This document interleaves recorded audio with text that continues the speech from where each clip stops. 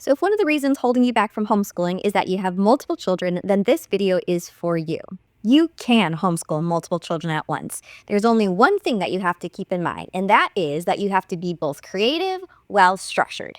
So what do I mean by that? Do you have to plan every hour out in advance, 2, 3 weeks before? No, not necessarily. Of course, you may choose to go that route. But for example, if you know that whenever you work one-on-one with your sixth grader, your first grader is always given an app that has math facts on it for them to practice, then that is being structured. That's being intentional. Or maybe you have a baby, and every time that baby takes a nap each day, that's exactly when you're going to be working on math with your third grader because it takes a lot more of your focus. Some curriculum is made to be taught to children of different ages at the same time. The family may sit down to read the lesson together, but then there's activities for the first grader, there's activities for the third grader, and perhaps we even have an eighth grader, and you create the activities for the eighth grader yourself. Don't feel guilty about using your older students to help with the younger ones. This is beneficial to them on so many levels. It creates a stronger bond between siblings. It also gives the older one an opportunity to review knowledge that they may have gotten a little rusty on, and the young one may listen better to the older one than they do to you. But my top tip, if you have multiple children, is that you work from the very start to create independent learners.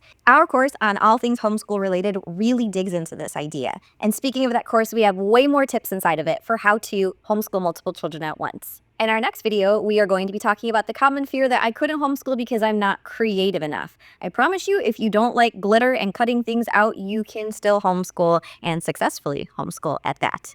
I'll see you next time.